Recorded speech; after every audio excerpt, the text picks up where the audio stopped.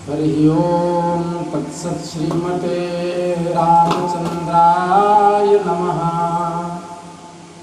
श्रीमते रामानंदाचार्याय नमः। श्रीमते मलूकदासाय नमः।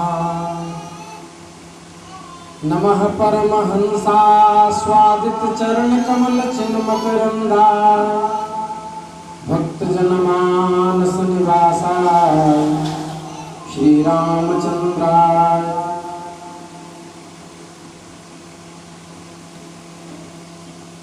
वाञ्छा कल्पतरुभ्यश्च कृपा सिन्धुभ्येव च पतितानां पावनेभ्यो वैष्णवेभ्यो नमो नमः। श्री राम जय जय राम। श्री राम जय जय राम। श्री राम जय जय राम। परिशरणम अनंत कोटि ब्रह्मांड नायक सर्वैश्वर्य परात्पर ब्रह्म भगवान श्री हरि की महती कृपा करुणा से हम आप सब श्रीमद् भागवत के अंतर्गत दशम स्कंध के माध्यम से सत्संग लाभ प्राप्त कर रहे हैं। पिछले कई दिनों से दुर्धाम था। आज वहाँ ठाकुर जी ने हम लोगों को अवसर प्रदान किया है ताकि हम लोग भगवान की कथा का रसास्वादन कर सकें। परीक्षित अब आनंदित स्वजन संबंधियों से घिरकर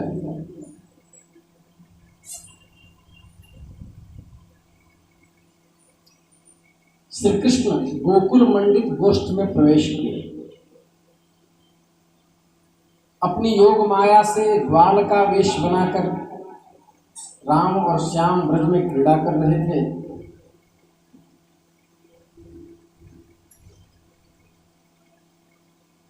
उन दिनों ग्रीष्म ऋतु थी। शरीरधारियों को अत्यंत प्रिय था। ऐसी बात नहीं, ग्रीष्म ऋतु प्रिय नहीं होता। हाँ, अच्छा है कि उसमें आम और फल मिलते हैं, जामुन मिलते हैं,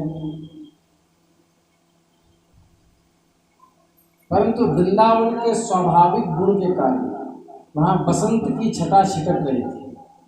क्योंकि ठाकुर जी वहाँ विराजमान थे, इसलिए वहाँ ग्रीष्म ऋतु भी प्रिय प्रतीत हो रहा था।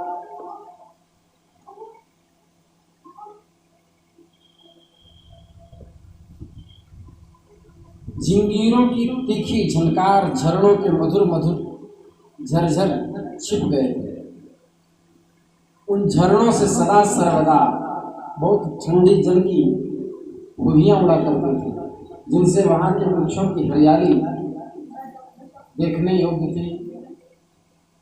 जिधर देखिए हरी हरी धूप से पृथ्वी हरी भरी हो रही थी। नदी, सरोवर सब अपने अपने अलंकार से भूषित हो रहे थे।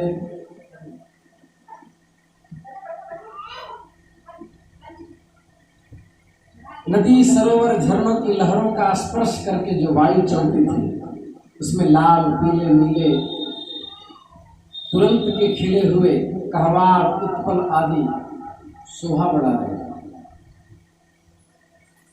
उस समय न दावाग्नि का ताप लगता था और न तो सूर्य का घाम। इतना सुंदर मौसम हो गया था। उन वन में वृक्षों की पात फूलों से लगे हुए, क्या सुंदर शोभा थी। जहाँ देखिए वहीं रंग बिरंगे पक्षी चहकते थे। तरह तरह की हरिण, हिरनियाँ, चौकड़ियाँ भरती थी। मोर गुंजार करते थे, कहीं भौरे गुंजार करते थे, कहीं कोयलें कुहक रही थी, कहीं सारस अपनी राग आलाप रहा था, कहीं नेवला, कहीं मोर, कहीं चातक, कहीं चकोर, कहीं हंस, कहीं तोता अपनी अपनी ध्वनि में वृंदावन की शोभा बढ़ा रहे थे। कृष्णस्य नृत्यतः केचित् जगुप्पेचित् अवादयम् वेणुपाणि तलैः श्रृंगैः प्रशंशुरथा परे। श्री कृष्ण कभी नाचने लगते, कभी बंसी बजाने लगते, ग्वाल बालों का रूप धारण करके वहां आते और गोप जाति में जन्म लेकर छिपे हुए बलराम और श्री कृष्ण की स्तुति ऋषि मुनि करते हैं।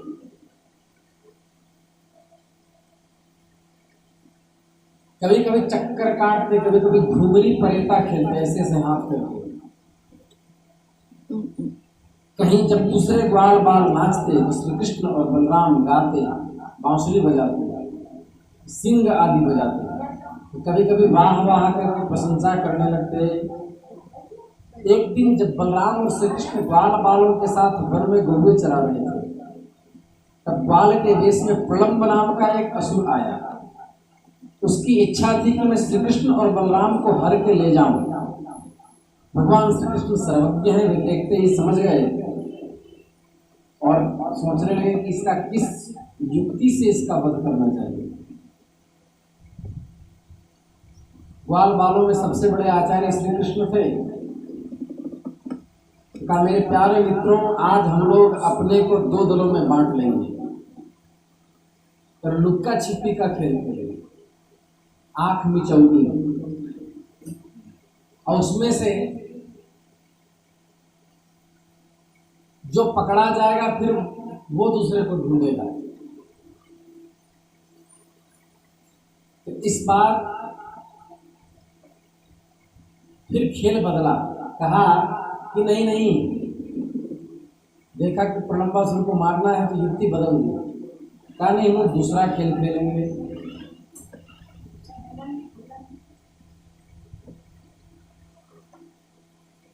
कहते हैं कि जो नायक बनेगा वो अपने साथी को पीठ पर बैठा करके लक्ष्य तक पहुंचाएगा। एक बार बलराम जी के दल वाले श्री रामा, वृषभ आदि ग्वाल बाल खेल में बाजी मार गए।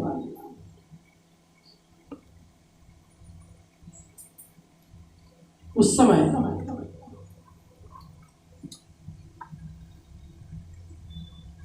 श्री कृष्ण आदि उन्हें अपने पीठ पर चढ़ा करके ढोने लगे।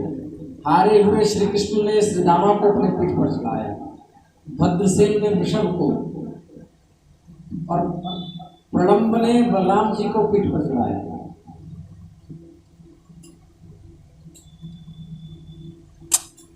प्रलंब ने बलराम जी को पीठ पर चढ़ाया। अब प्रलंबासुर दानव पुंगव प्रलंब ने देखा कि श्री कृष्ण तो बड़े बलवान हैं, इनको मैं हरा नहीं सकूंगा, तो दाऊ भैया को पकड़ लिया। यही गलती हो गई, क्योंकि दाऊ भैया स्वयं शेषा बता रहे हैं। तो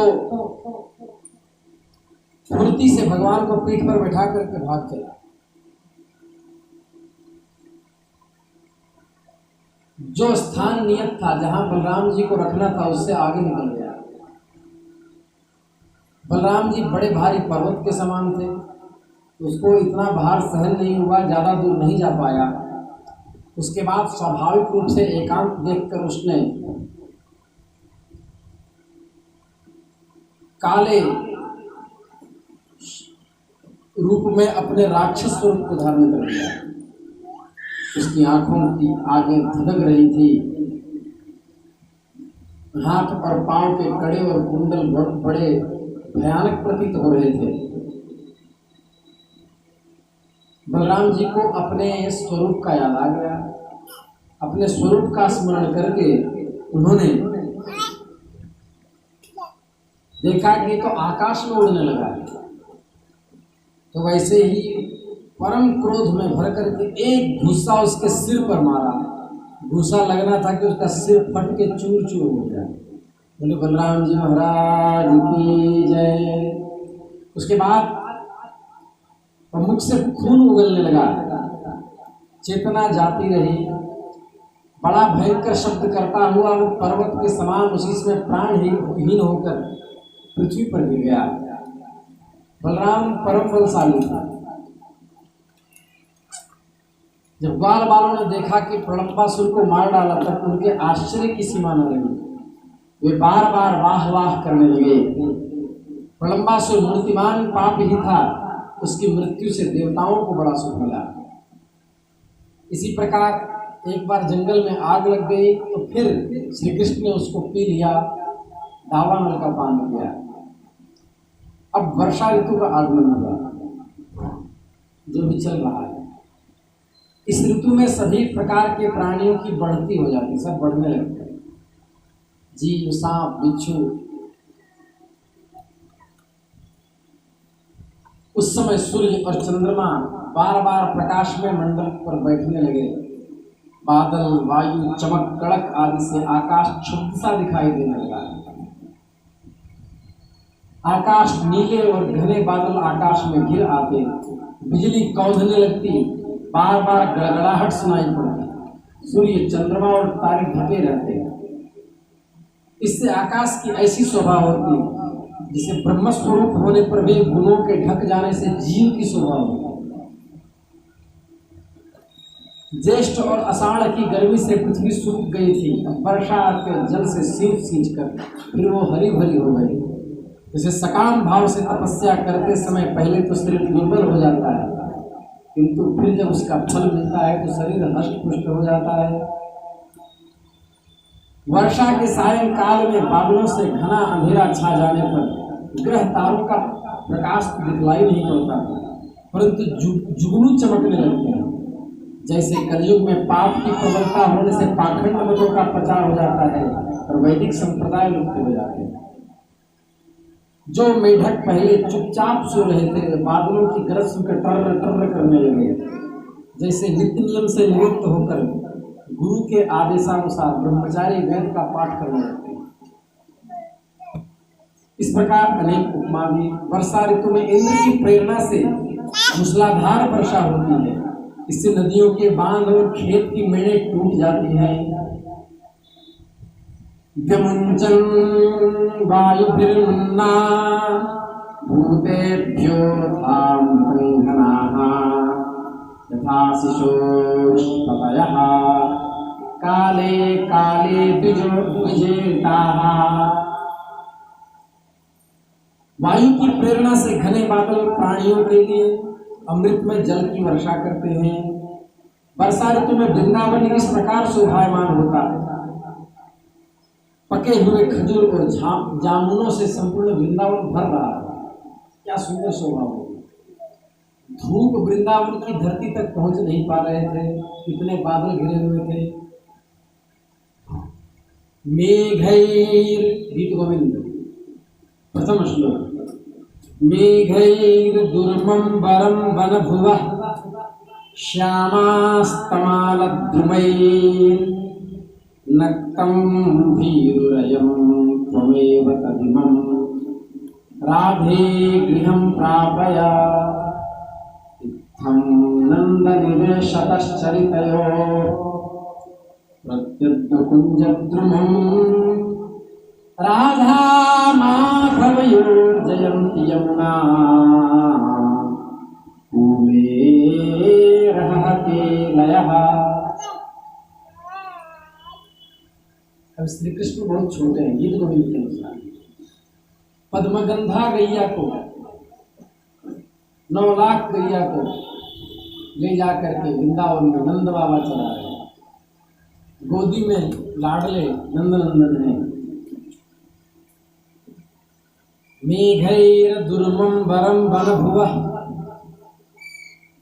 पूरा काला काला बादल हो गया। भगवान ने लीला की कि भगवान को श्री जी से मिलना था। पूरा घना बादल हो गया। अब दोपहरिया में एकदम रात्रि जैसी प्रतीत होने लगी, कुछ भी दिखाई नहीं देता था। जोर जोर से बिजली कड़कने लगी। इतना हो गया, गैया भी दिखाई नहीं दे रही थी। गैया देख करके डकारने लगी। काले बादल को देखकर भगवान भय से कांप गए और नंद बाबा के छाती से लग गए। अब उन्होंने सोचा कि ये एक घर तो अकेले जा नहीं सकता, अंधेरा है, और इसको गोद में रखे रहूंगा तो गैया कहाँ कहाँ है, कैसे खोजूं, क्या करूं। तो उनको पता है कि इस पूरी वन की अधिष्ठात्री राधा रानी है, उनको पूरा मार्ग मालूम है, क्योंकि जो जहाँ का मालिक होता है। तब उन्होंने श्री जी का स्मरण किया, श्री जी प्रकट हो गए। जब प्रकट हो गई, उनके श्रीअंग की कांति श्वेत दुग्धमय चंद्रमा के समान था, और उनकी कांति में कुछ दूर तक रोशनी दिख रही थी। वन आलोकित हो रहा था। तो कहा, हे श्री जी, बालक बहुत डर गया है, श्री कृष्ण बहुत डर गए हैं। नक्तम, रात्रि का समय है, भीरुनयम, ये भीरु स्वभाव से डरपोक है। त्वमेव तदिमं, हे राधे, गृहं प्रापय, इनको घर तक छोड़ आओ, मैं गैया को घुमा लेता हूँ। वहीं पर श्री जी ने श्री कृष्ण का हाथ पकड़ लिया, पाणी ग्रहण नहीं हो गया।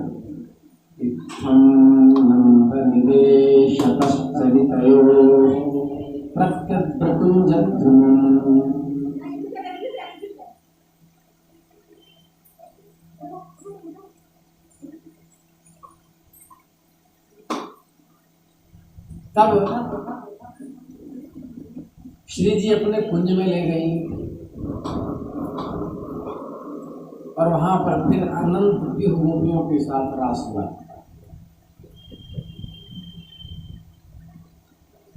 तो ऐसी ही कुछ छटा वृंदावन की हो रही थी।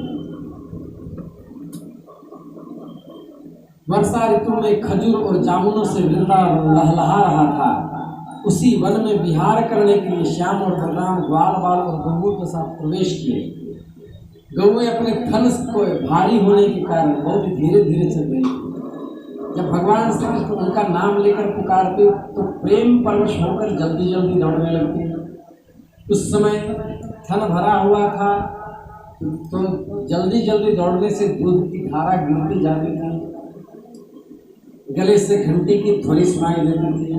भगवान ने देखा कि वनवासी भील और भीलनियां आनंद मग्न हैं, वृक्षों की पंक्तियां मधुधारा उड़ेल रही हैं, पर्वतों की कोनरों से झरझर झरने बह रहे हैं। उनकी आवाज ऐसा प्रतीत होता जैसे अप्सराएं नृत्य कर रही हैं।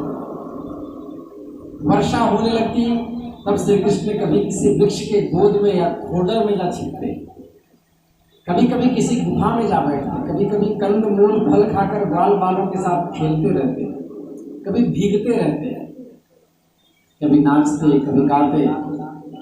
वर्षा ऋतु में बैल बछड़े और थनों के भारी भार से थकी हुई गौएं थोड़े ही देर में पेट भर चल लेते, और फिर नरम नरम घास पर बैठकर नेत्र मूंद करके जुगाली करती, मुंह चलाती। वर्षा ऋतु की सुंदरता अपार थी। वर्षा ऋतु बीतने पर शरद ऋतु आई। अब आकाश में बादल नहीं रहे, जल निर्मल हो गया। आज कथा कर करेंगे। श्री वृंदावन बिहारी लाल की जय।